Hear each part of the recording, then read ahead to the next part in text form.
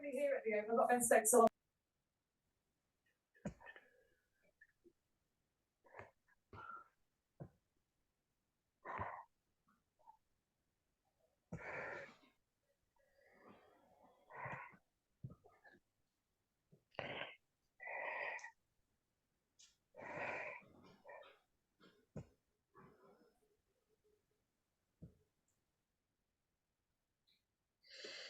Right, we'll just give it another 30 seconds or so before we crack on, just for any latecomers coming in.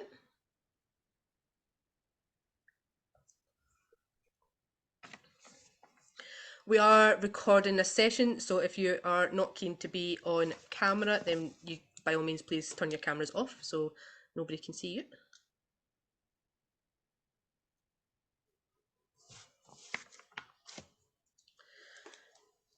Before we start, I'll go through some just kind of housekeeping for the entire session.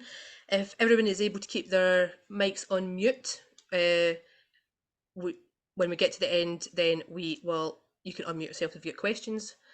But just for interference and all that sort of stuff and background noise, it's just easier just now if everybody's still on mute. What we will do is, if you have any questions, feel free to pop them in the chat at any time. You don't have to wait to the end, because we understand that you don't necessarily can't remember it at the end if something's come to your head midway through the talk. So pop it in the chat and we will address all the questions at the end once we're all finished. The format is quite simple just now. So all the participants in the panel will introduce themselves to you. Then we will run through some individual questions, and then we've got some group questions to the entire panel, and then we'll open the floor up to any questions from the audience. I know there had been some issues in donating through the Eventbrite link because of whether you were in Canada or in the UK, and I know the Canadians were having issues. So if you would like to donate anything, then I have popped our PayPal link in the chat. So it's our Just Giving page, our charity page.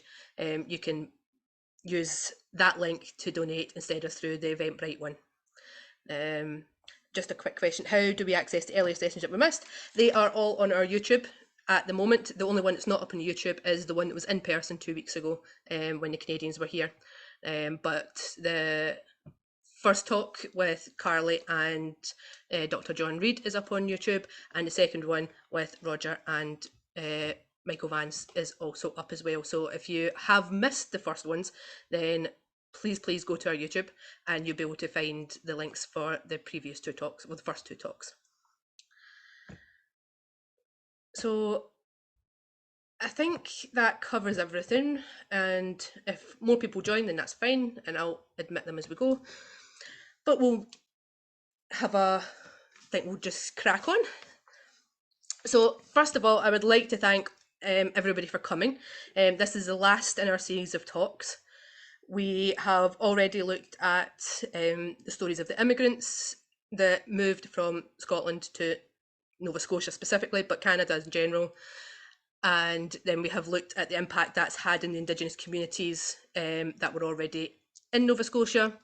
Then we looked at the in-person talk, looked at cultural identities and how people use that cultural identity to connect with their own heritage and their own feelings regarding that heritage. And now this one we've called it Legacies because it's the last one, and we think we would like to end it on how do we move forward? What does the future hold for this topic, and how do we address difficult topics? How do we look at new research, and how do we tell these stories to future generations, and what are the important parts that need to be told? So we are going to get the panelists here to introduce themselves. They will be able to do it much better than I will. So just a wee 5 minutes or a couple of minutes each from each of them. And Karly, would you like to introduce yourself first? Yes, thanks, Siobhan. Hello, everybody. My name is Karly Kehoe, and I'm a professor of history and Canada Research Chair at St. Mary's in Halifax. And I actually got my first academic job at the University of the Highlands and Islands in Dornoch, so I'm delighted to participate in this. My area of research is migration within the Scottish context, and I include the Irish in that, and I tend to look at Catholic migration, minority migration, to what became the Canadian Maritimes. And something that I've had to do since moving home, I came back to Canada in 2016, is understand my own positionality within the research. And so when I look at settler colonialism and I look at land grants in Cape Breton Island, I look also at my own family's past, and they are among the first settling groups. So southeastern Cape Breton has a little island not attached, but beside it, which is Isle Madame. And my family comes from that island. They were Irish and Acadian from the late, 1760s. So I have to understand where all of that fits within the research that I do. It's been important for me to do that for my practice and as a historian and somebody who engages with students. So that's me in a nutshell. Roger, how about yourself?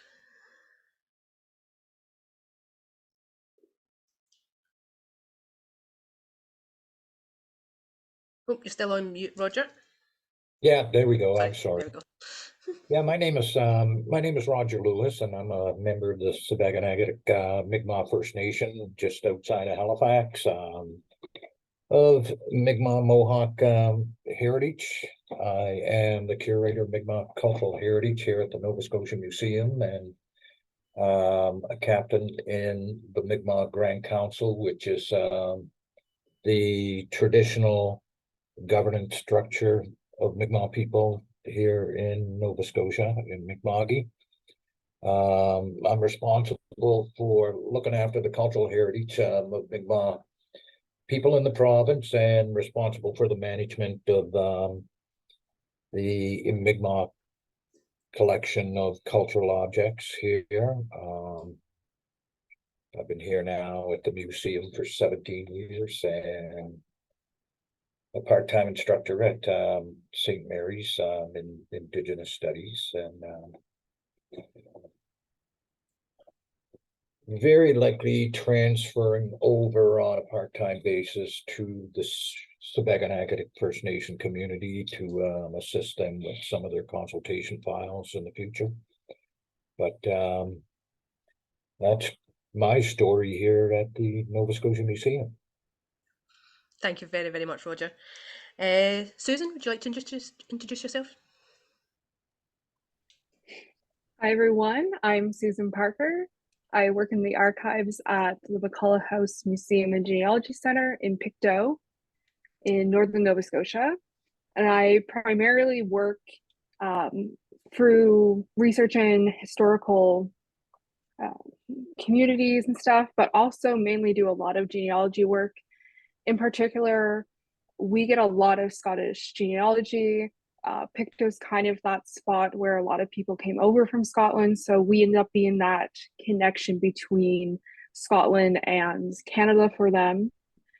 I'm also a PhD student at the University of New Brunswick. I've been working a lot on researching small communities in the Maritimes, as well as seeing how communities are able to support small and medium-sized businesses, such as farmers markets. And I've also done work on commemoration. I'm also a Hector descendant through the McLeods on my mom's side. And I'm really excited for this talk and all the other talks that have been going on to really look into what it means to be a settler and how we can really adapt how we celebrate this kind of legacy and history. Fascinating. Thank you very much, Susan. And lastly, but not least, Joanna, how about yourself? Thanks. Yeah, I'm Jo Rodgers. I recently defended my PhD thesis at the Centre for History at UHI. And I'd like to spend this introductory few minutes just to give you a bit of background information about my research into homecoming festivals and heritage in the island of Tiree. So for my PhD, I carried out an ethnographic study to explore the interplay between heritage, diaspora, and ancestral tourism to Tiree. And I took into account the perspectives of both residents and visitors to the island. So my research involved carrying out around 40 interviews with people in Tiree and around the world, including in Canada. I also spent some time living in Tiree and returned several times, and kept in touch with respondents by email and social media as well. And I also attended several Tiree Association events in Glasgow, so dances and concerts and the launch of the Tiree Songbook CD. And you might be wondering why I focused on Tiree. I've already been asked this evening. So I first became interested in the island as a possible case study when I learned about Vuang, or the Harvest, which was a community organised homecoming festival that first took place in 2006, and it was repeated in 2016. And this was interesting to me in part because the first Tiree Homecoming Festival took place before the Scottish Years of Homecoming in 2009 and 2014. And these national homecomings have really dominated subsequent academic research on ancestral tourism in Scotland. But actually those locally organised homecoming festivals have a much longer history. So going back right to the first Hemfarn Festival in Shetland in 1960. And so these sorts of community-led homecomings are very under-researched in the academic literature, and the perspectives of Scottish residents are sort of especially overlooked. And I realised what a problem that might be when I first went to Tiree in 2017 to interview the organisers and attendees of the Tiree Homecoming Festivals, because the way they spoke about ancestral tourism and heritage really departed quite significantly at times from the dominant narratives in the academic literature. And I'll talk a bit about that in subsequent, as the evening goes on. But basically, in a nutshell, in my thesis, I argued that this topic is currently dominated by a sort of authorised heritage discourse. And I suggested it might be useful to approach the topic from below in order to sort of better understand what ancestral tourism and heritage might mean to sort of ordinary people in their day-to-day lives, both tourists and residents. So I'm really excited to be part of this conversation tonight, and I'm looking forward to hearing more about the view from Canada in particular, and as well from folk in Scotland who have joined us for the event. Thank you very much.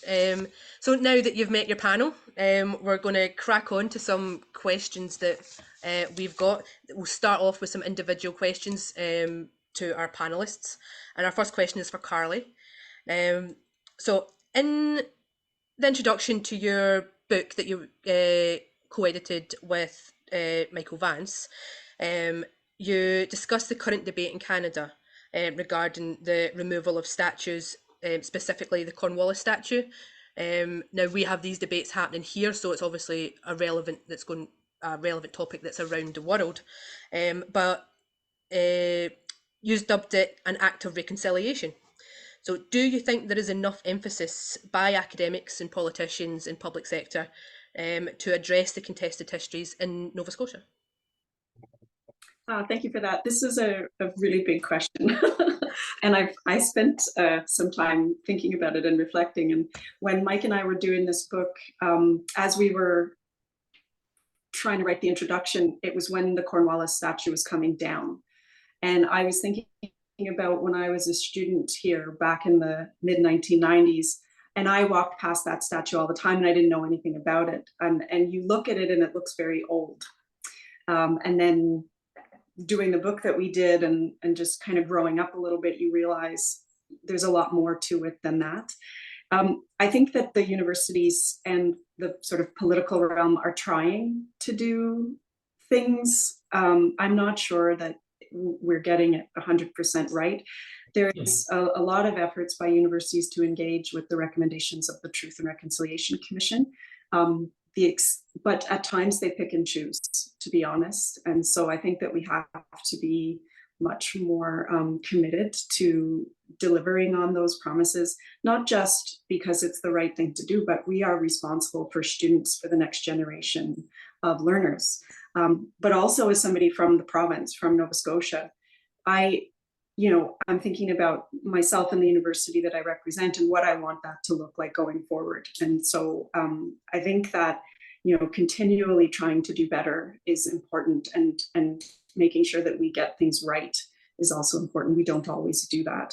I think those of us that work in the area of imperial studies or British Empire studies or migration, it is with us every single day. And one thing that I've really appreciated is having to think about it every day and to constantly reflect on what I'm doing for the research that I do and what I put out in public, but again, also for the students, but also for just regular conversations I have with people around the province or Cape Breton Island, which is part of the province, although not everybody in Cape Breton would agree. But, you know, about the Cornwallis statue, for example, a lot of people, not a lot, but people were frustrated. They didn't understand, like, why is it being taken down? You're erasing history. It's an old statue. And when I would have conversations about the fact that it's actually 20th century and it was built by a railway company to bring people to a hotel, they didn't know anything about that. And almost instantly, some of them were like, oh, wait a second. So how old is it? And why did it happen anyway? And so having those kind of gentle conversations, helping to kind of unpack the past, I find has been really, really useful. And I think that's where a lot of work gets done. You have political agendas that will come and go and change. I think, though, from the perspective of those who are educators, we just have to make sure that we think about this, we put it front and center, and we do our best. And we work with partners and, you know, museums and archives to make sure that when we go in, are we looking at the sources we need to look at? And then, you know, one thing historians are facing is, are we doing enough to look at all the source material?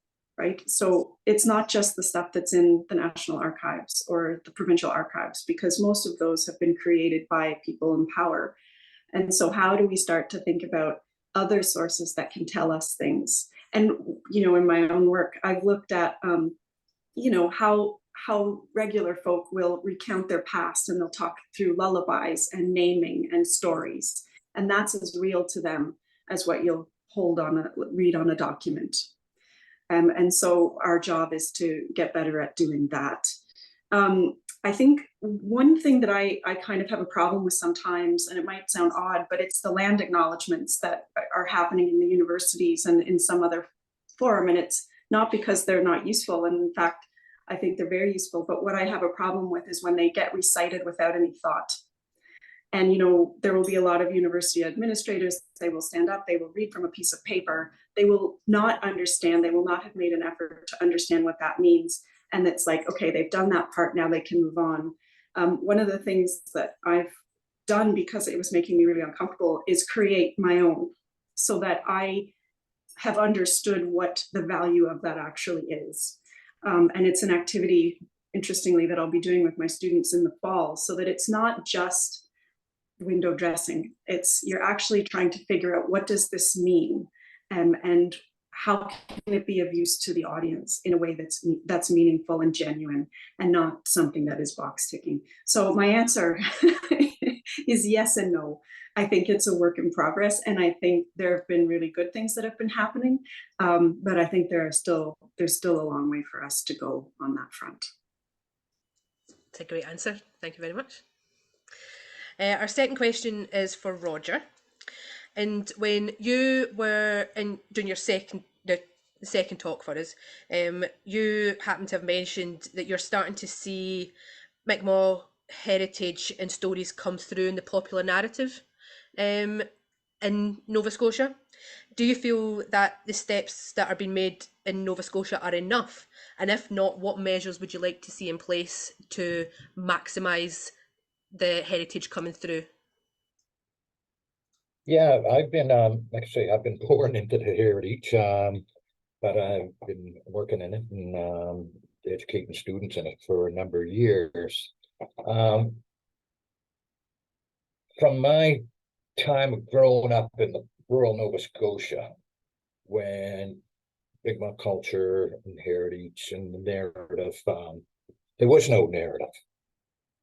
And over the years, I've seen the progression of that now. And like Karly said, I think some academic institutions in this area are really failing in, I don't like to use the word reconciliation. It's a very corporate, overused word. rather meaningless. There's no format or model for reconciliation. It's just a matter of doing it. And we here at the Nova Scotia Museum have successfully done that. We're in the business. Well, when I got here, the old Mi'kmaq Gallery, the Heritage Gallery, was very kind of Eurocentric, very Victorian kind of based in its presentation. You'd see a bunch of rocks and stones and walk out. I'd walk out and I'd pinch myself and kind of wonder if I actually existed, because I just walked through an exhibit that kind of portrayed me as in a static, in a past, right? In kind of primitive manner. And so we've come a long way in that context. We're in the process, we dismantled that gallery. It was rather insulting to Mi'kmaq people to present it that way in the primitive, really. They're more than that. And what we did is we saw it was necessary to, like I say, to remove that gallery and reestablish it. So we're in the business of fabricating here and museums, fabricating exhibits, but we're not really in the business. We don't have a privilege over creating a narrative for another cultural group. And I include myself in that because I'm a museum employee.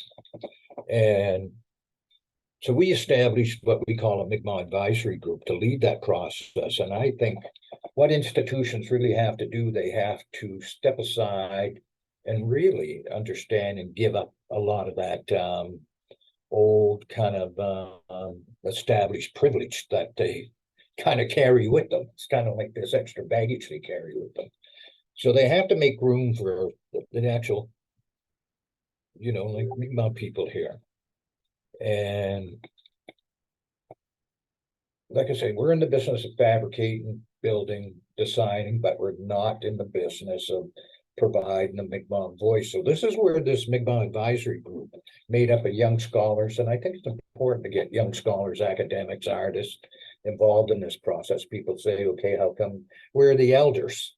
Well, with all due respect to elders, sometimes you don't need elders all the time. It's just a process that has been dictated to Mi'kmaq, so you think outside the box. And these young kids have, like Karly said, they're the future of Mi'kmaq culture here in the province. And I think it's important that we give them that privilege and that right to direct the narrative, and it's working very well. But I want to address that about the Cornwallis statue. I just want to make a comment on that.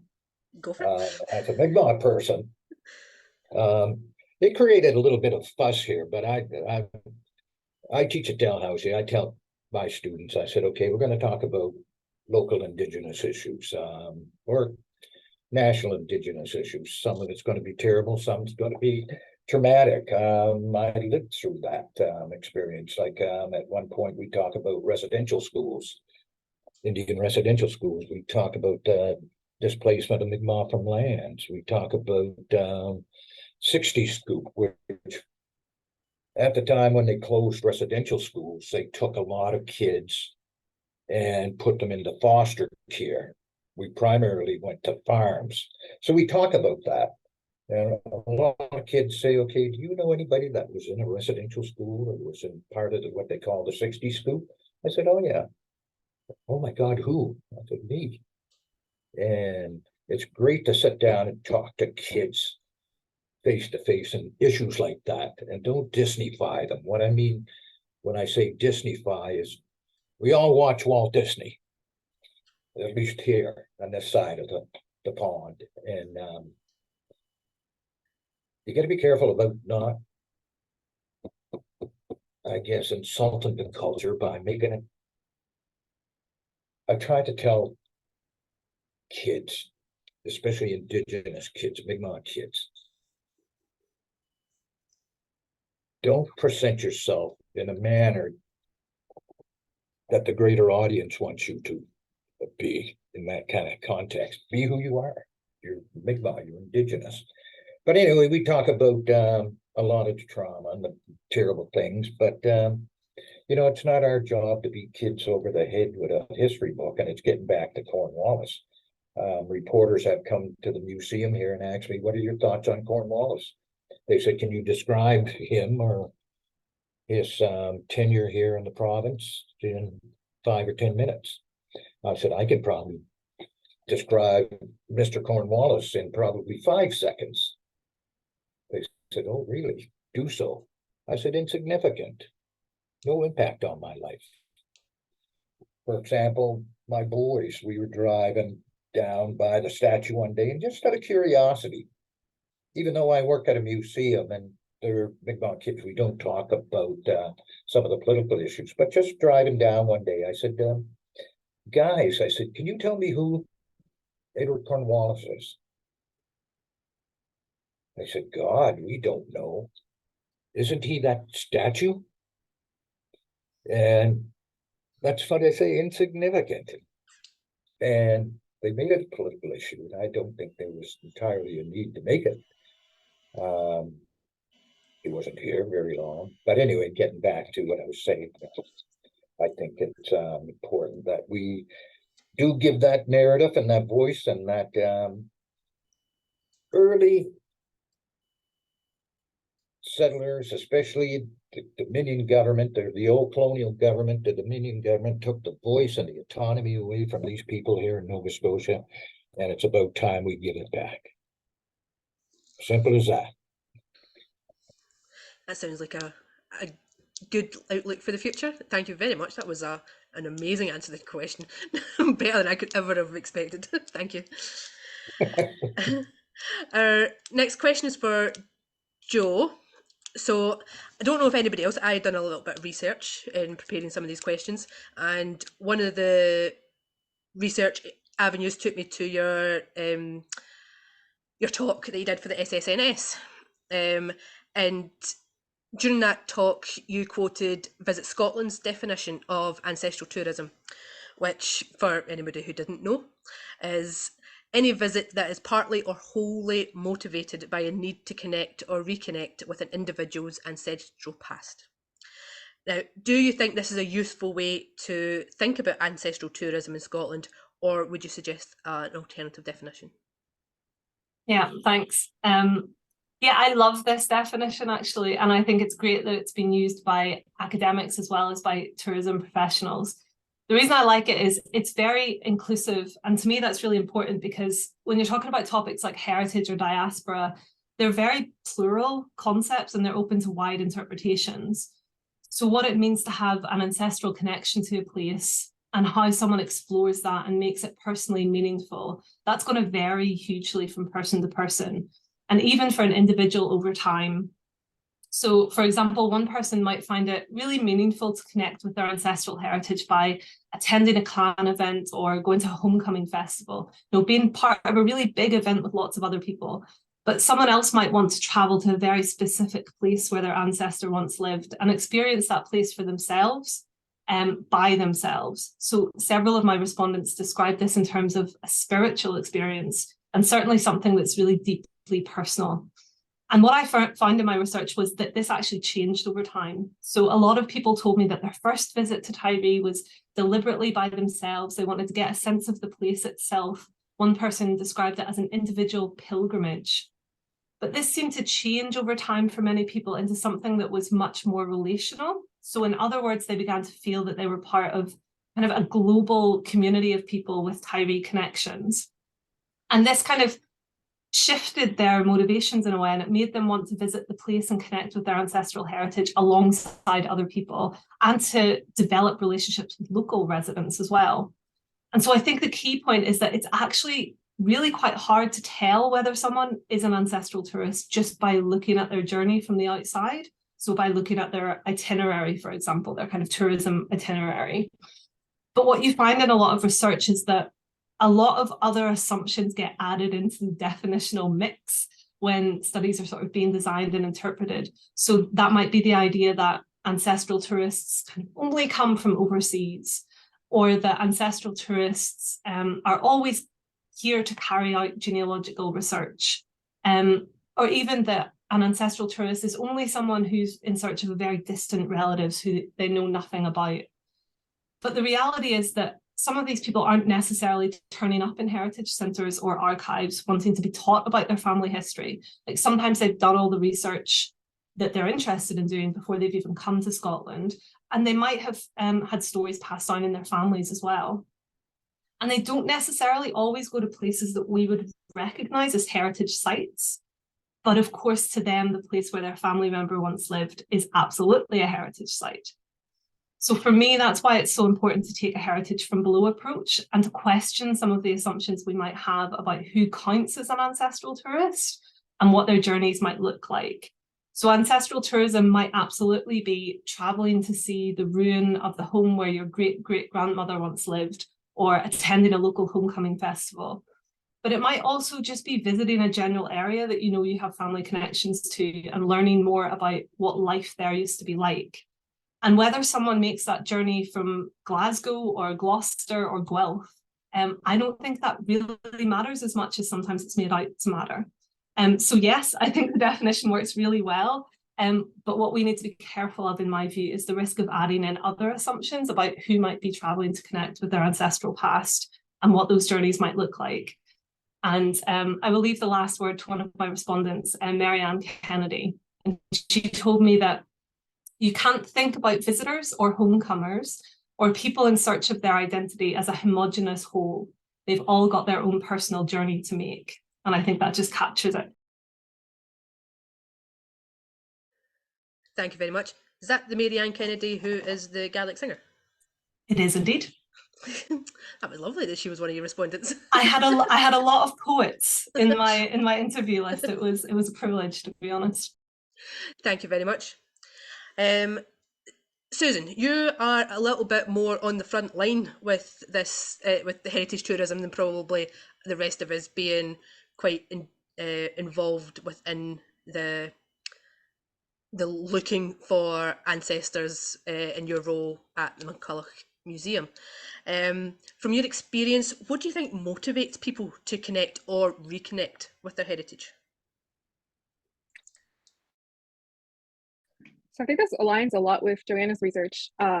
First of all, as a place that is very much that connection between North America and Scotland, a lot of people are trying to kind of figure out where they came from, how their ancestors got here, what motivated them to arrive in Canada, and what did they do. A lot of times they're just trying to piece together a puzzle, whether it's putting together stories from their grandmother or finishing a deceased loved one's genealogy work. A lot of them are looking to find an understanding of who they are through this puzzle work that is genealogy.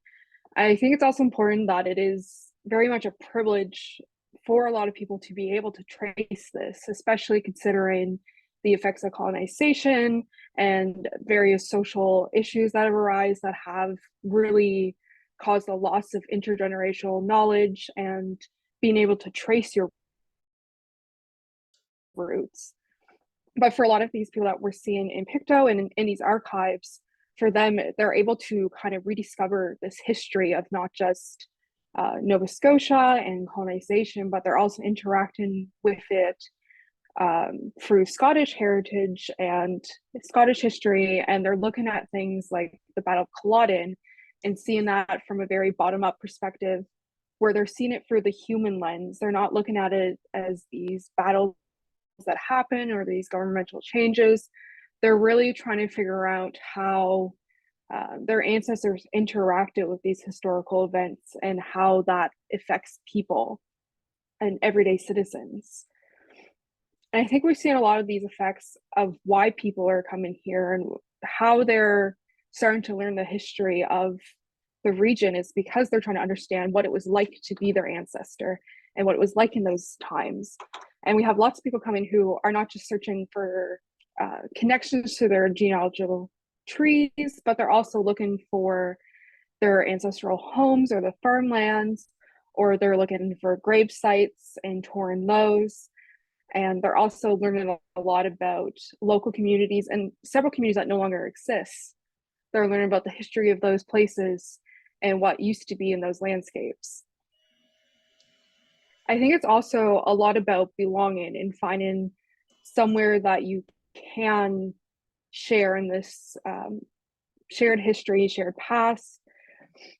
So you have a lot of people who will discover these Scottish roots, and then they'll join clan societies or something like St. Andrew's Society that very much still celebrates Scottish heritage.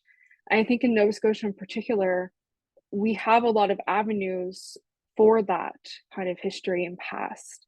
Not only do we have a lot of Highland dancing, Scottish fiddle music, we have one of the biggest Gaelic speaking populations outside of Scotland, and we've really have this kind of strong Scottish heritage going on where people who have those connections really want to find some kind of sense of belonging to the area.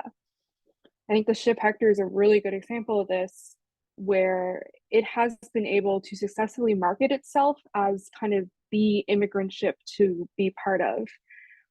This year's definitely upped the amount of people who really want to find a connection to the ship.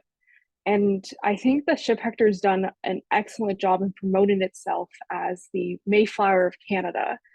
So they've been using that term since at least the 1970s.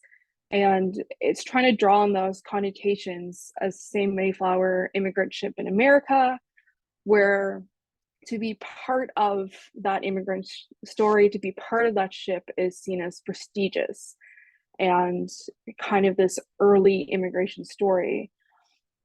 And we have a lot of people who, as long as they can find some kind of surname that matches someone on the ship, they're coming in to ask us, how can I find a connection? I think I'm connected.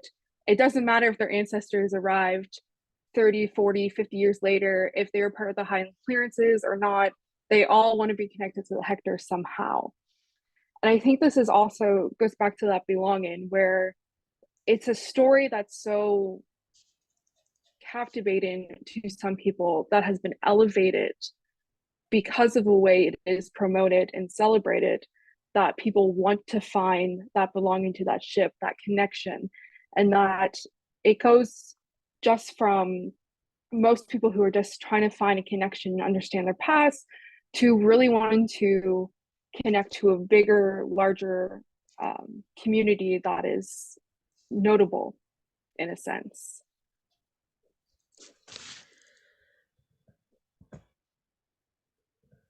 Thank you very much. That's a great answer. Thank you. I think we've been seeing it when over the last couple of weeks, obviously the Hector is the kind of reason for us looking into immigration this year with this series of talks.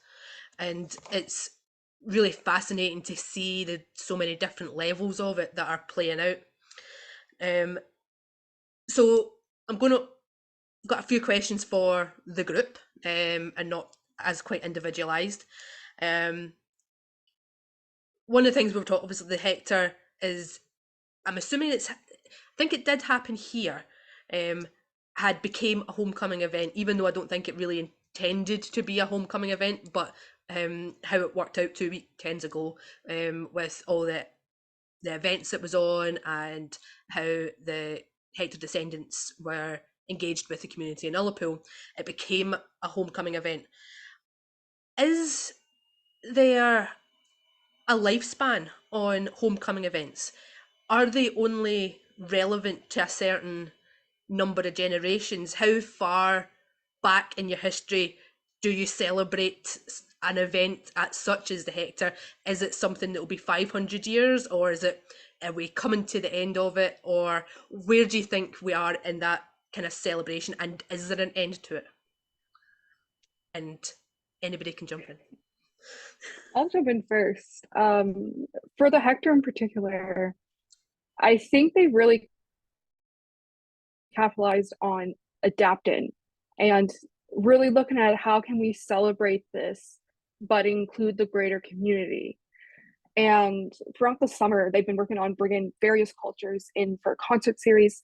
They have exhibits that actually involve Mi'kmaq history. They have Mi'kmaq artists, they have French artists, we have Scottish, English, I think they had something for Portugal even, but they're looking at what the community and public is demanding and what should be done to really counter kind of this very stereotypical Scottish stuff they've always drawn upon, and to really make it a modern experience for the communities and not just make it a singular experience. And I think that's how they're going to continue to have something similar in the future, is that they have to make sure that it's reflective of more than just a certain group of people. I'd like to come in next, but before I do so, I wonder if I could ask Susan a question about I'm really interested to know what happens with like what the reaction is and what the sort of potential ongoing journey is for people who turn up at your museum thinking that they might have a connection to the ship Hector. Turns out that they don't. And then what do they do? Do they just go, oh, well, I'm not interested then? or do they find, another thread to pull on? And does that lead them sometimes in unexpected directions? Or do you see that interest just fizzling out if they're not part of that, if they're not able to be part of that grand narrative? I think most people, some people have been able to, I've found connections that it's more chain migration. So they might have not came on the Hector, but their ancestor was a brother who came a few years later. So there's all this interconnectedness within the community. And then others have been happy enough to celebrate kind of a more generic Scottish heritage, or just partake because they know they have some kind of connection to Scotland. And while there is disappointment when they're not part of the Hector, and a lot of people come in just not even saying Hector, just saying the ship. But most people are pretty glad to at least find something about their ancestor that connects them to that past. Yeah, I think I'll say something later on in the evening about the way that genealogy can lead people down unexpected routes and how that can actually be something that's quite powerful, but I'll stay on topic. And I'll comment on whether homecoming events have a lifespan and whether or not they'll lose their appeal in the future. I don't think they necessarily do have to have a lifespan or lose their appeal, but what I would say is that it's important that these events are inclusive. So that's kind of similar to what Susan was just saying.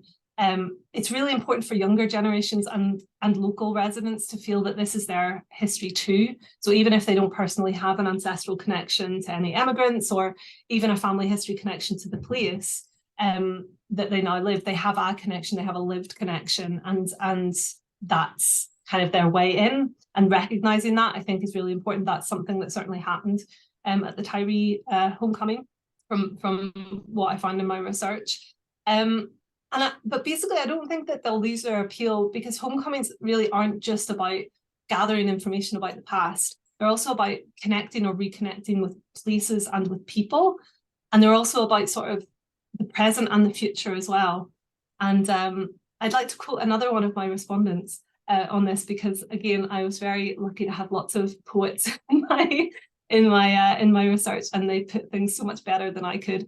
And so this is how Ethel McCallum, who's also a Gaelic singer, described the Tiree homecoming.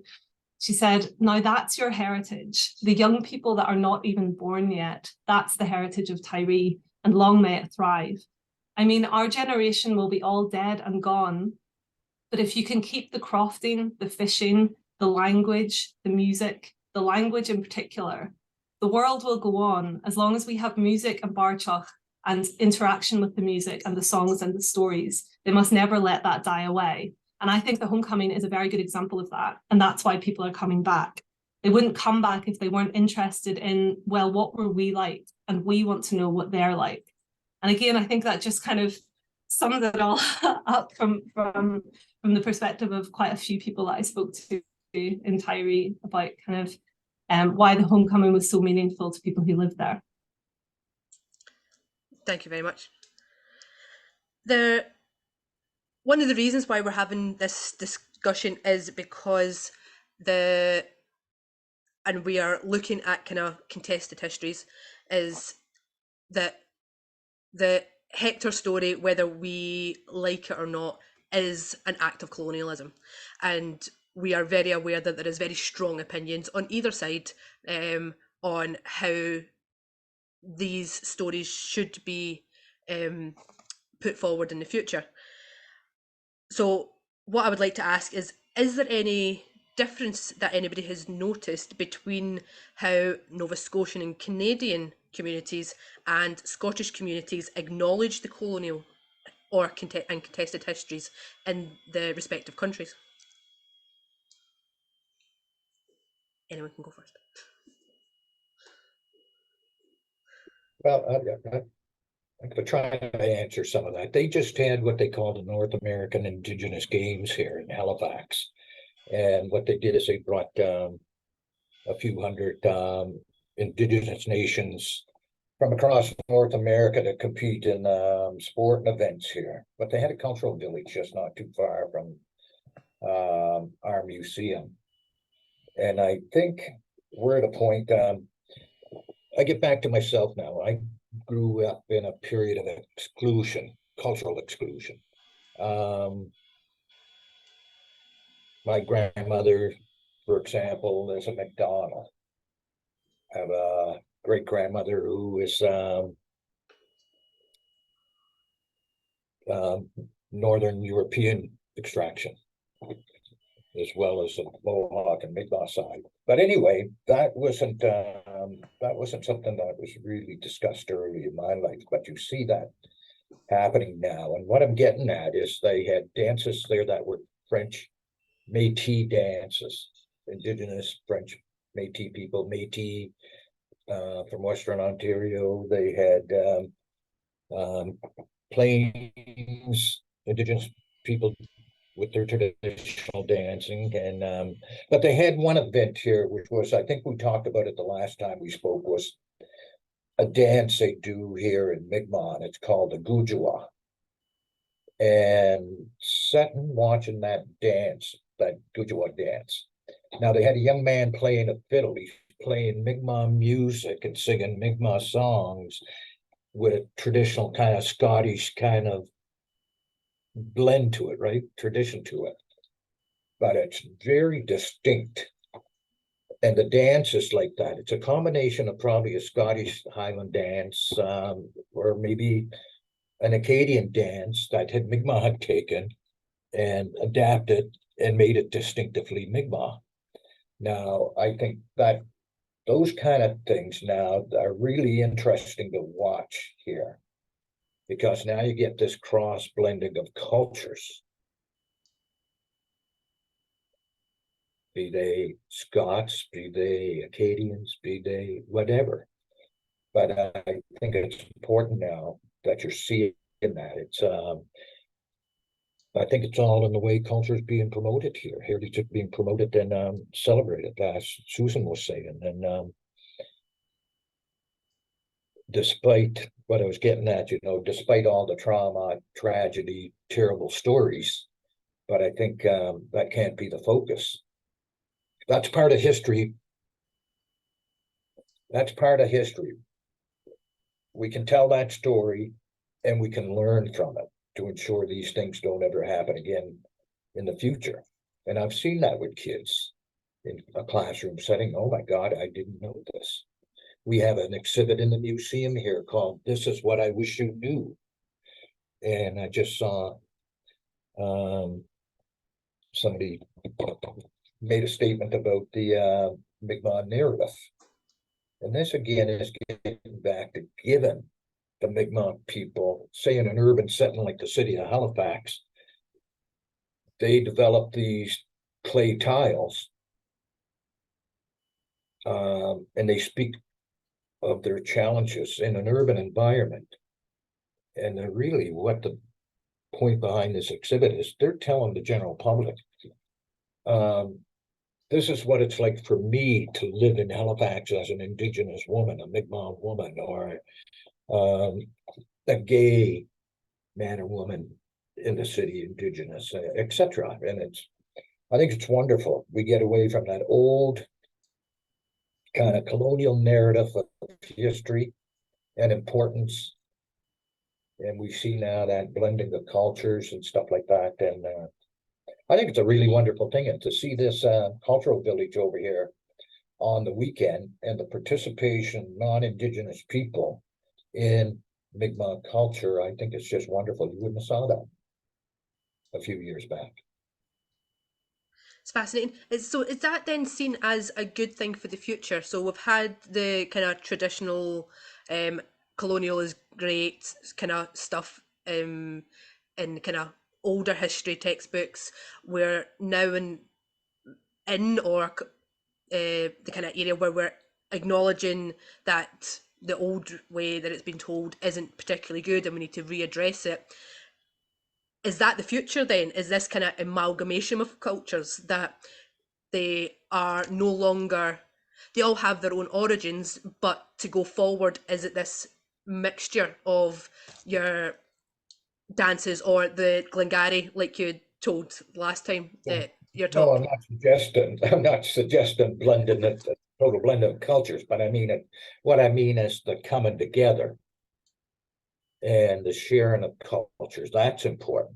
I'm sure if they decide if there's going to be a marriage or partnership or something, that's beyond our control. But I think it's important that we make all these cultural events inclusive. For example, I was at of all places, a cultural event that they had on the waterfront, multicultural event. And my oldest boy, his great-grandfather's from the Orkney. And he was a commander in the Royal Navy here. And we were just walking through the multicultural thing. We came across a Scottish tent, and he saw a coat of arms. And he just made the comment. He says, he didn't say dad or anything. He said, look, my granddad's coat of arms. So the lady looked at him from behind the table. She says, oh my God, she says, we're having a gathering of the clans here, the Mackay clans in Antigonish. Can I have your name and telephone number and things? And I said, well, I would suggest not until you speak to your mother. And he says, he looked at me, he says, okay, Dad. And she looked at him and she said, oh, you're a child of a mix. And then she stopped. But she opened her notebook, which was really interesting. She opened her notebook and went to the back page. She says, oh, you could give me your number and we may call you. I said, well, no, thank you. But my point is that would have been a regular occurrence here, a shameful occurrence. But you don't see that happening much. And I think by blending the cultures, I think it's important these cultures come together. Cultures are much more universal than we think they are. You have dance, you have music, we have all the same intelligences, right? The only difference between you and I is the kind of the color of our skin. And mind you, we've had a heat wave. I've been out in the sun here a lot more than you, so I'm a little browner. But I mean, it's important. It's even important to teach that in class, right? Because sometimes in class I put my hand out, or I ask these students. I said, who ever had interactions with Mi'kmaq people in class? And generally, nobody puts their hands up, although they might attend the same schools. Secondary schools, but they don't have interactions with each other really, right? That's interesting. But that's why it's important to not separate. It's great to celebrate culture, but it's also equally important to share culture. Thank you very much. Anybody else would like to add to that? No? It's okay. I think we'll probably... Yeah, I'd like to jump in. Sorry, I was having trouble. I don't know how long we've been using Zoom now, but I was having trouble unmuting myself. Apparently I'm not experienced enough yet on Zoom. But just it's really interesting to hear you talk about that, Roger, because what springs to mind when I think of this question is about the way that genealogy can be quite a powerful experience that kind of unsettles fixed or binary ideas about identity, and about the past, and about the sort of boxes that we put people in, or that we put ourselves in. And the geographer Catherine Nash has written really powerfully about this in the case of Northern Ireland, which is where I'm from, where you have two seemingly very separate communities with two seemingly very separate heritages. And she actually found that in the process of doing family history, people broke down a lot of those ideas about very separate, fixed heritages and identities, and recognized that there was much more of a shared heritage than they'd realized.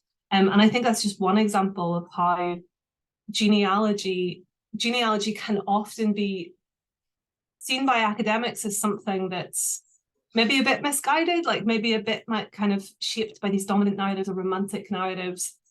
But I think it's also possible for genealogy to lead people down some other roads that they might not have expected, that can be quite confronting or quite challenging, and that can have quite aggressive potential too. So yeah, that's just something I'd like to flag up. The research by Catherine Nash is fantastic on that front. Thank you very much. That's quite reminding me of it's a quote I've heard quite recently, but I've used it a few times, and I can't remember where it was originally, but it was, if when researching history it doesn't make you feel uncomfortable, you're not researching history properly. And I find it, while doing all these talks, it's quite prominent in my mind doing all this, because it is dealing with the feelings when it comes to personal heritage, and those are quite personal to each individual, and that can be really, really difficult to confront when how they feel isn't what the academics are saying is real or is true, and that's where sometimes those two fronts can butt heads. Now I'm going to throw you totally left field a little bit, because I've got another question which I've just written down and none of you know, and it kind of goes on to that one. So when we're thinking about academic history and heritage tourism and cultural tourism, and they're not always the same thing, and they're not always playing in the same ball field, what do you think there's anything that could bring those two together a little bit more and kind of fill that chasm, because sometimes they could be quite different? I wanted two things on that one. One is when I was at UHI and here at St. Mary's, I made a point of working with local school kids. So in Inverness Royal Academy, and then in Cape Breton at three of our schools. And one of the things we did was we looked at like historical projects, historical topics, but historical topics that were complex, using primary source material. Because one of the reasons I did that was to help kids get a different perspective, but also to help them share this new information with the communities that they were part of. So they'll go into a museum, or they'll go see a movie, and hopefully they'll start to question things. They'll have those conversations with their parents or with their relatives. So in Inverness Royal Academy, for example, we looked at, the school actually had an incredible collection of late 18th century documents related to the money that was used to found it, that came from the Caribbean. So money that was made on the plantations that was reinvested back at home. In Cape Breton, we looked at land grants, and a lot of the kids that we were working with, their family members still were connected to or lived on those grants. And then we started deconstructing those grants to understand what was in them, what they did, who they dispossessed. If, for example, if there were female entrepreneurs, we went through a whole lot of things. And I think working with young people has a real benefit of getting them to question things before ideas are completely set in stone, before they are, like some of my relatives, so attached to a version of their past that they are absolutely resistant to changing that. I think that is something that we do. But one of the things that I like about working in the UK was the increased efforts that were made to build partnerships between university researchers and organizations from the heritage sector or other public sector organizations. So you actually bring the two minds together. I think we actually need to do a lot more of that in Canada. In the UK, there was the incentive of ref. So you either did it or you were going to get in trouble. Whereas in Canada, we don't have the same impetus. It's very much, individual led. But I think those are two things that are significant in terms of influencing how those two worlds can be brought together. Thank you very much. That was a really good. It's so nice to hear so many different perspectives on how to engage with young people through, and that's all four of you now have mentioned that in completely different ways about how important that is to pass them on and to catch kids when they're younger and change those perceptions kind of at the source before they grow any further. And it's a really, really interesting perspective that has never, from what I can imagine, hasn't really been utilised previously. And it makes me really excited for future prospects, because this now seems to be what people are more thinking about more, and engaging with kids in a much more kind of intrinsic level than ever before. And it's really, really interesting and really exciting. Can I add one more thing? The two areas that I was working with in the Highlands and in Cape Breton, you have areas that struggled financially for a really long time. And you had kids growing up who didn't have the confidence levels of those in other places.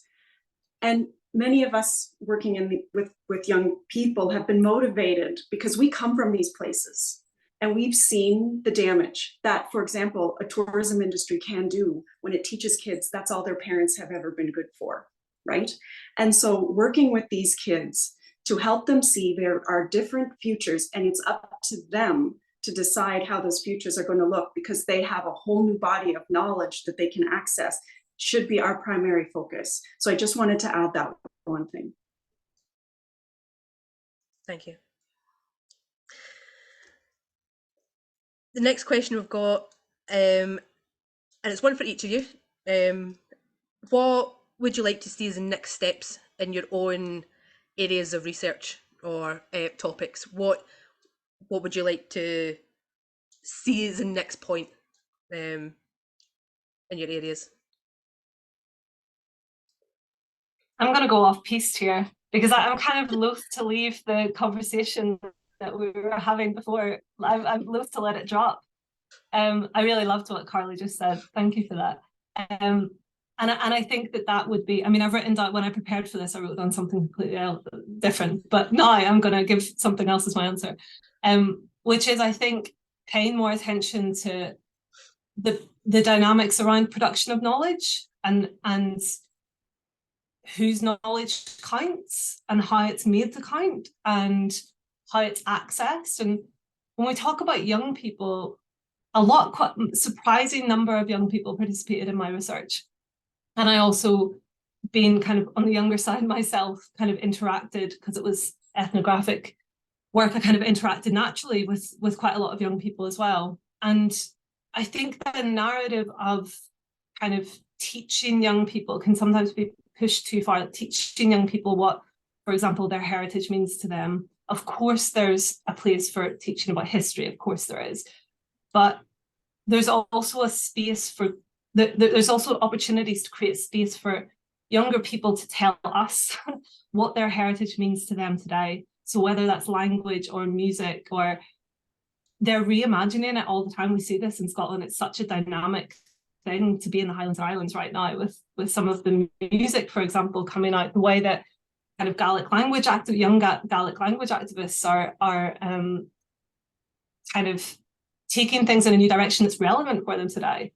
And so I think from an academic point of view, being really open to that, and because we're dealing with a situation where those sort of lines between academic and non-academic, maybe less valuable knowledge have kind of been drawn in the popular imagination, maybe academics need to be very proactive in legitimizing or validating those forms of knowledge and those perspectives. And that's certainly what I try to do in my work.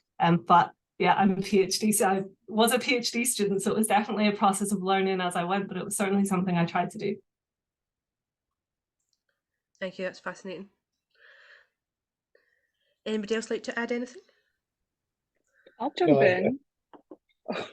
If I can, just for a moment, I want to Right. address Brittany's comments, where she was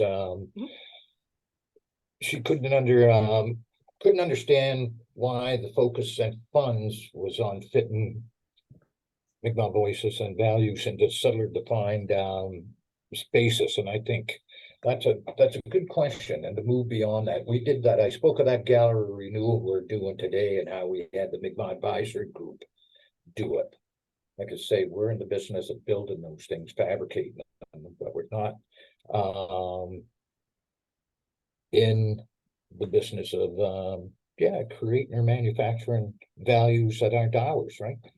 So this space is going to be that. It's defined by Mi'kmaq people. It's a place where Mi'kmaq people and Indigenous people can feel safe, interact, exchange ideas, thoughts, and those kind of things. And I think what happens a lot of times is because we're all familiar with the Indian Act here. The Indian Act is an 1876 piece of legislation that governed Indigenous lives in Canada for the last 100+ years, controlled every aspect of your life when you could leave a community. I think I mentioned this, God, when I was a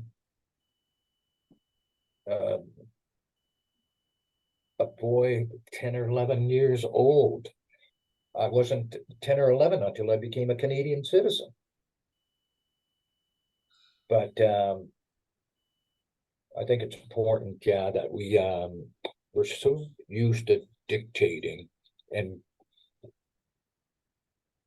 the bureaucracy feeds this continued kind of approach to Indigenous people in the province here and how they look at them. And I see it here. I see it in the institution that I work in. I see it so in the academic institutions. And that gets back to a lot of times we're not asking them, what are your values, what are your voice, or what's your narrative that you want us to communicate. We're busy dictating that to people. And so your comment up there, Brittany, about rather than supporting Mi'kmaq initiatives into a place that's definitely distinctively Mi'kmaq, I think is a real problem here that we have to overcome. And we've done that at the museum. It's very simple. People ask me about that. What are the challenges? How do you do it? And I often tell people, do you see that line on the floor? And they say, no. And I said, well, there's no line. Just do it. Step over it. It's harmless. Not going to bite you in the leg. Just do it. And I think that's how simple it is. But I think it's a culture of past history and politics that dictates how we respond to other cultural groups, right? Anyway, I'll get off my pedestal.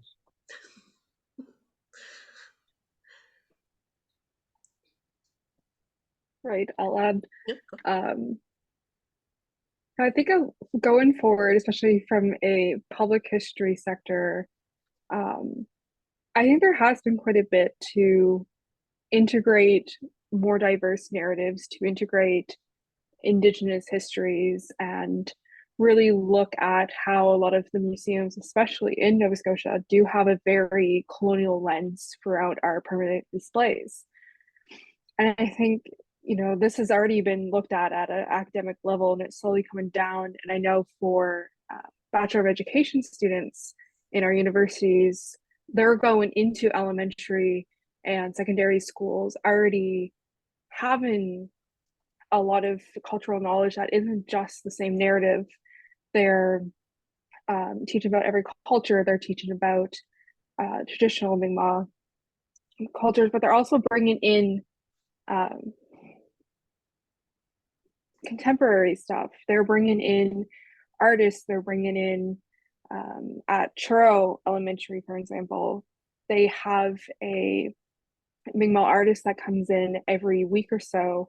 She's teaching them different words, she's teaching them culture, they're promoting cultural events. There's this real integration between cultures now that wasn't there a decade ago. And for museums, I think a big change that we can look into is really integrating multiple histories into the permanent exhibits, hiring people who are from these cultures, not just allowing one person to dictate what is important for a culture, but actually bringing in these experts, creating a permanent change, not just temporary, and really promoting a history that isn't a singular viewpoint from one certain settler or culture. Thank you very much. It's a lovely answer. In terms of the work that I am doing going forward, so the book that just came out was about sort of the relationship between Catholicism and the British state, and how Scottish and Irish Catholics use the British state to get out and get access to opportunities. The second phase of the research is more complex, I would say, because going forward, there will be a lot of questions about, there already are, about Catholic imperialism. But specifically, I'm really keen to do more on the Catholic Church's collaboration with the apparatus of the British state in places like Canada, so that we can understand how it was able to access power and then expand its influence on the ground through minority populations, so that we can try to understand how we got to where we are now. And I just look at one church, but it was an extremely dominant and powerful church. This is part of that story too. When I first went to Scotland in 1998 as an exchange student, I was having lunch in George's Square, and there was a little parade that was down with Pope, anti-popery, and I'd never seen that before in my whole life. And when I was there, very few people ever mentioned Catholicism as part of Scotland's story, but it's a big part of Scotland's story.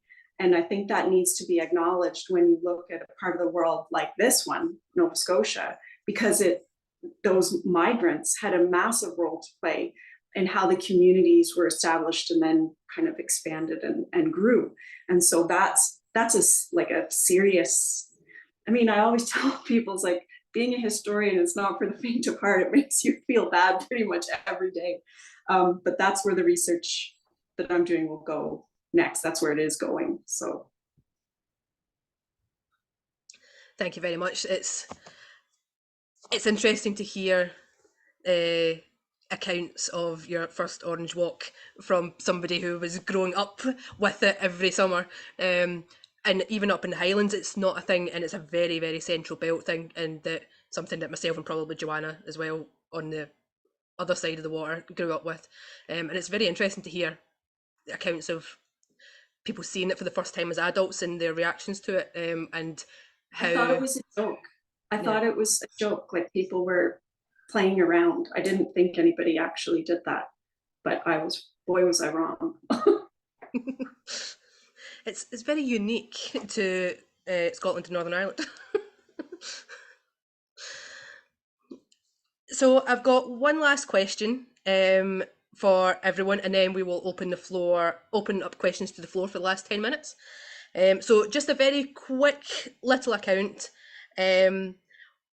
What's one area within Nova Scotian history or Scottish immigration history or public history that you are looking at that you think requires a more nuanced analysis?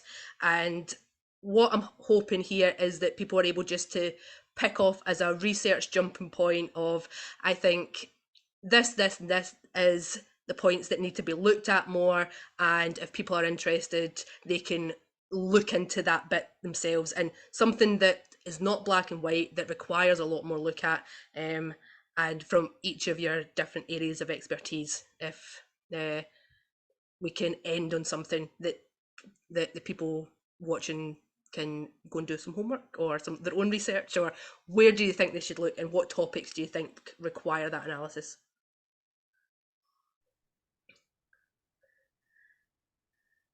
I'll be quick. Go for it.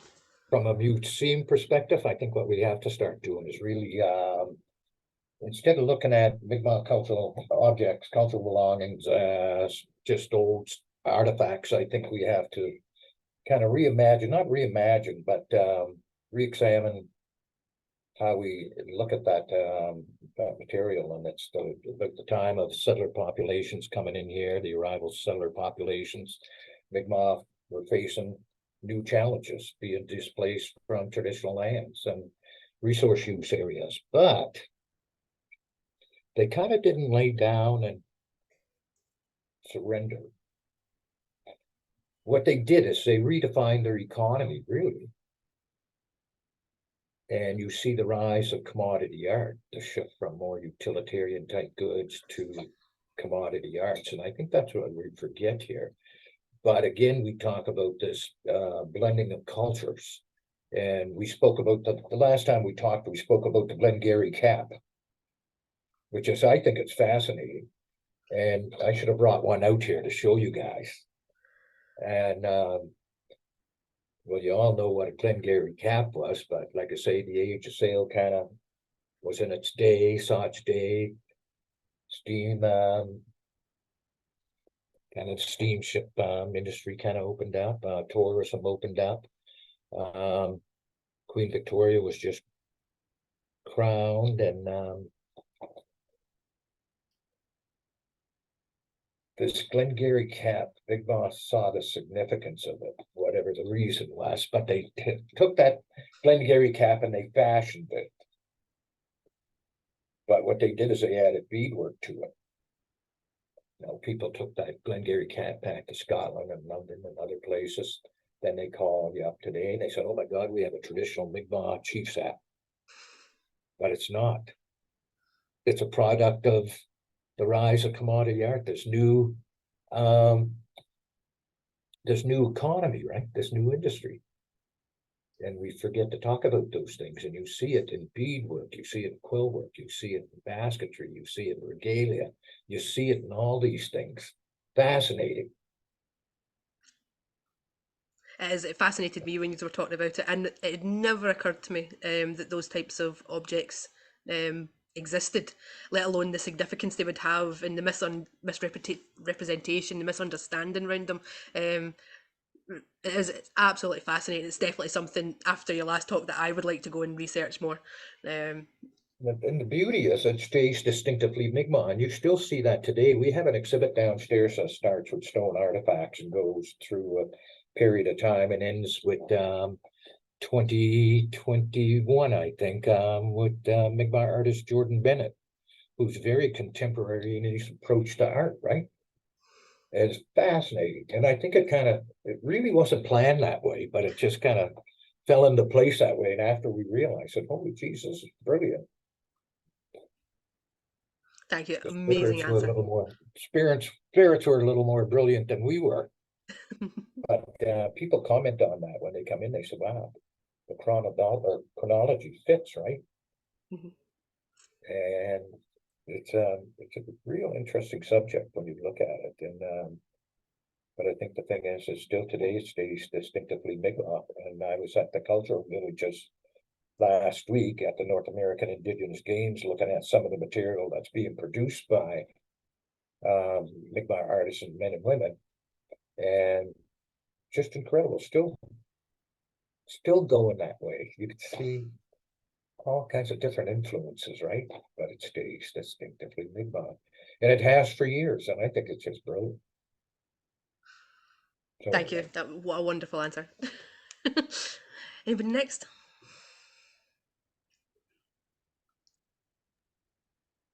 I suppose one thing that that needs more nuanced analysis, and I'd be open to anybody who wants to come and study this with me, but I think that there's a lot more to be said about the triangulation of connections between Scotland, the Caribbean, and what would be the Canadian Maritimes. So I found some evidence of money being used that was made by Scots in the Caribbean and then put into creating settlements in the Maritimes. And I think there's a lot more conversations needed and a lot more research needed into how those connections were actually continually expanding colonization and imperialism. I think that there's just so much work to do. These conversations will evolve as more and more work gets done, but that's something where, you know, when you have something like homecoming, because when I was there in 2009, they were doing a big homecoming event, but they excluded everybody from the Caribbean. It was basically what would have been classed as the white settler colonies. Well done, Scottish government, right? Like an entire group of people of Scottish descent were completely ignored and excluded. And so work like this would help to bring in those stories and understand a little bit more about how we all formed and the communities that we come from, how they came into being. So I think that needs a little bit more nuance, well, a lot more nuanced analysis to be honest. Thank you very much. Susan? Yeah, that leads quite nicely into what I would discuss as well, which is, I think it's David Alston who described that as Scotland's forgotten diaspora, and absolutely that the sort of top-down nationalism, that like nationalizing tourism, very like heavily commodified version of homecoming and ancestral tourism has a tendency to go that way. And yet we also have community homecomings that are open up to maybe different narratives and different perspectives. There was at least one person in my research who had Jamaican heritage, and I also met someone with Aboriginal heritage as well, who was visiting Tyree, had both of those in her background, and was interested in exploring both. And I think one area where there would be opportunities for more nuanced is that whole side of things, but also just approaching heritage from below and not necessarily going in with assumptions about what you'll find, like, oh, it's always going to be about Scottish identity, or it's always going to be about sort of economic imperatives. And I've got a book recommendation as well. I don't know if anyone's come across this, but if you're interested in this topic, it's a book by Cal Flynn, who's from the Isle of Skye. It's called Thicker Than Water. And it's all about, it was written just a few years ago, 2017, I think it was published. And she kind of grew up in Skye with all of these stories about her illustrious ancestor who emigrated to Australia in the 1830s and did very well for himself. And in the process of researching this as an adult, she realized, of course, this was a very difficult history, and this person was involved in committing atrocities against Aboriginal people. And she kind of took it upon herself to learn more about that and go to Australia and meet with some Aboriginal communities and basically go on sort of a truth and reconciliation journey of her own. And that's just one individual story. But I think it shows that there's potential for family history to take us in those directions in a way that can be really deeply meaningful and speak to much bigger issues. So that would be my contribution to this section. Thank you very much. Right. I actually might have a story to send you about a Scottish immigrant who made money off of selling potatoes to the Caribbean and built up a community in New Brunswick from that money. But personally, I think there's also, within public history, while we're going through museum halls, I think it's really important to think of what's missing from these spaces and what's being left out. There's a lot of museums that are still here that there's not a lot about any cultures that are outside of this very British colonial lens.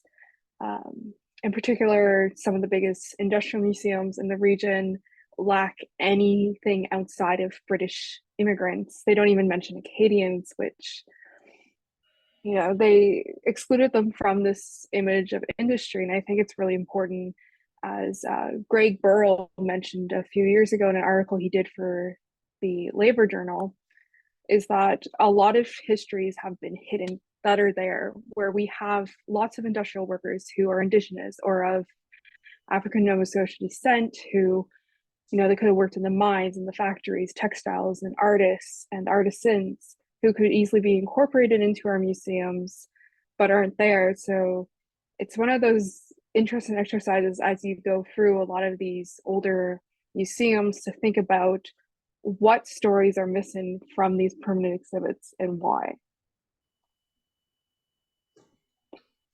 Definitely, I think it's a really important thing that I think all of our museums could really take from, and that I think it means inviting other people into your spaces, because you don't know what you don't know.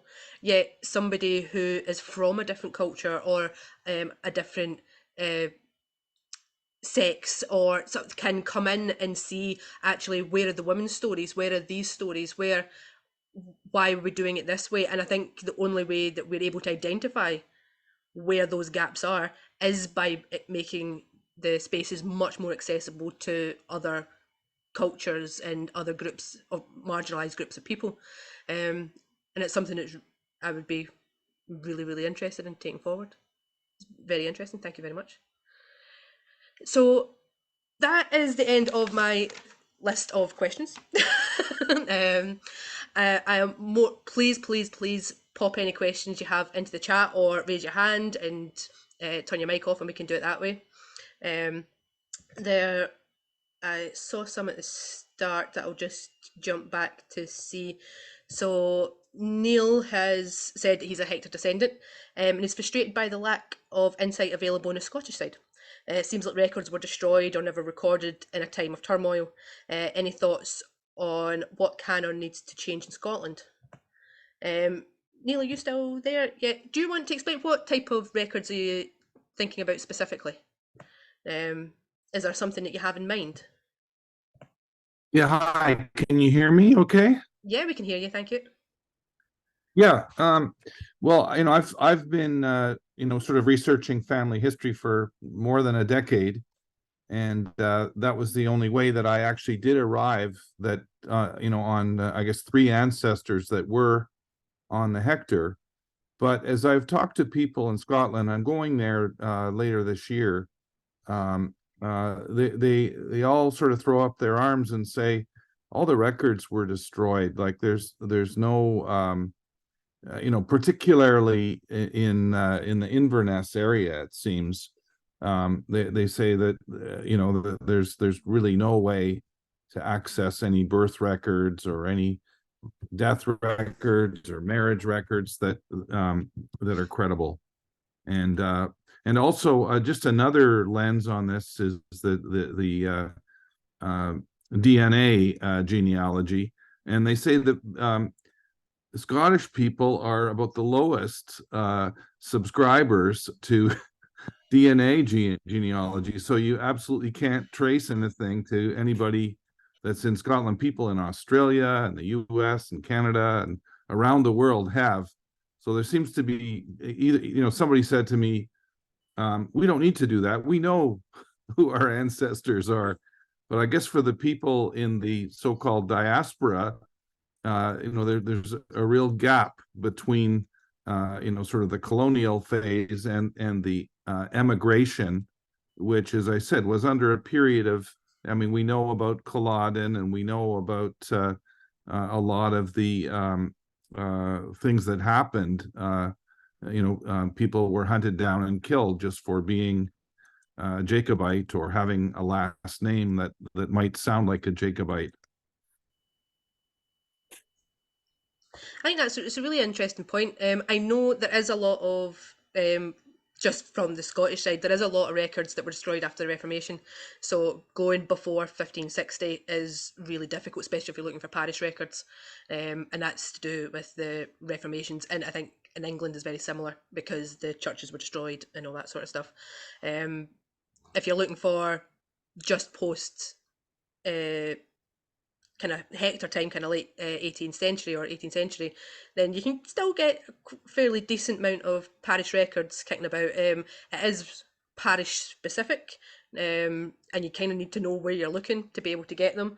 So there is definite help there, and I think if you're looking for something specific, go and speak to the local museums in that area or the local heritage centres. They're the ones that will absolutely know where the records are and what records are still kept. leave the big museums out because they only know national stuff. Go to the small heritage groups; they'll definitely be able to point in that right direction. Yeah, if I could add to that as well, if you know specifically where you're looking, so for example, in Tyree, and I know a lot of other specific areas have this as well, Facebook groups, like search for it on Facebook, and a lot of people I spoke to, they had a little bit of information, popped it in a Facebook group, and other people were able to tell them more because they'd done the research or they were connected, and not only people overseas but also people in Scotland itself with those connections. So that could be another avenue if you know where you're looking. That is the key bit. The community groups are good. My husband was told when he was doing some family tree stuff that, see that guy Mackenzie that stays in the White House, go speak to him. That type of Absolutely. on the ground, low level knowledge is absolutely invaluable. That was a massive thing in Tyree, massive thing. Mm-hmm.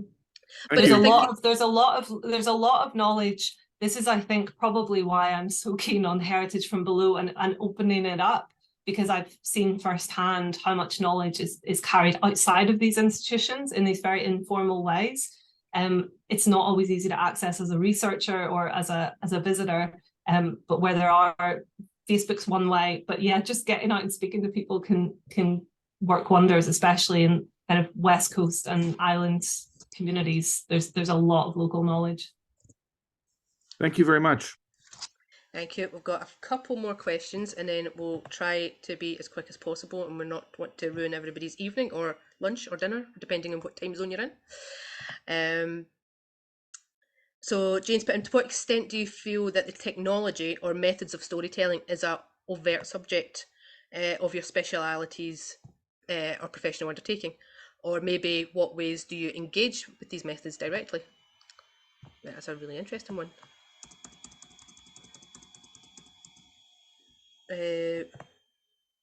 Roger, that might be for you, or maybe Susan. Actually, I could take it from an archival perspective. You know, technology's been really good for digitizing stuff, so we can connect people easier. We can look through names, communities easier.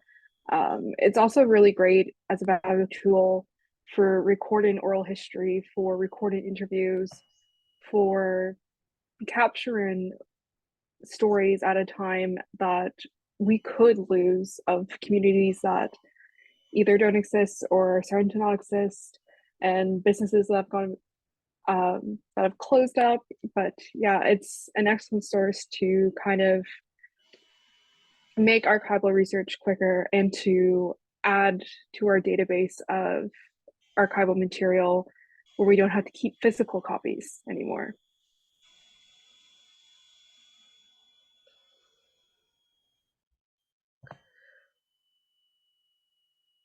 what about you, Roger? I know that obviously the Indigenous community is much more of an oral tradition. Do you find that the storytelling methods is a good way of communicating heritage? The what way? The storytelling and oral traditions. Oh yeah, for sure. But I often tell people down here as well, especially, and I found this when I was traveling through the South Shore and the eastern part of the province and researching Mi'kmaq history in counties outside of Halifax and outside the regional municipality, that it's I often tell people today, young Mi'kmaq students, it's just as important today to talk to non-Indigenous people as it is to your Indigenous elders. That's an overlooked resource base. In the 30s, 40s, throughout the 40s, when a lot of these people were children growing up, they would have had reserve systems were established here in Nova Scotia in 1821, but Mi'kmaq still traveled to traditional resource use areas, collecting black ash, white ash, those kind of things, fishing, hunting. But these people remember Mi'kmaq families and children coming to their communities, say through the month of July, and stay in July and August. And they'd kind of described that experience as like a Christmas in July, these Mi'kmaq children coming to the community. They'd have people to play with, etc. and stuff like this. And I found when I was traveling that a lot of people would say, you know, I remember Mi'kmaq families being here, these Mi'kmaq children, then all of a sudden they disappeared and don't know whatever happened to them. Well, you know what happened to them? It was in the 1940s when they instituted centralization here in the province and were going to relocate Indigenous people to two large Indian reserves, for lack of a better word. But I mean, those people have good stories, and I think it extends beyond.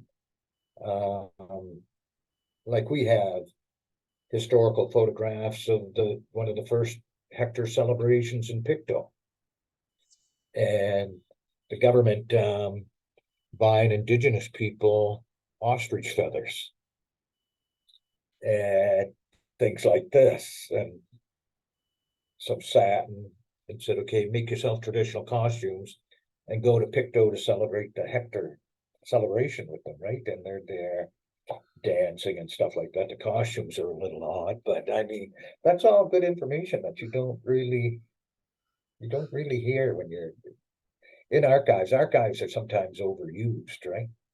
And I often found too, when you have your Whitehall records, especially from a colonial province like Nova Scotia here, there's always correspondence back and forth between Whitehall and the colonial office, and we tend to overlook those records, right, as to what's happening related here to people in other countries. Thank you So very again, much. it's kind of important to kind of think outside that box, right? So I think we'll kind of wrap it up there, and we won't take any more of anybody else's time. But thank you very much for everyone to come, and I would like to thank the four of you, the panelists, so much for coming. It's been such an amazing discussion. It's so much has been talked about, and different understands and different teaching method. It is really, really interesting, and it's a good way to establish what the future of kind of immigrant history is there. And yeah, thank you very, very much. And I will let you all go.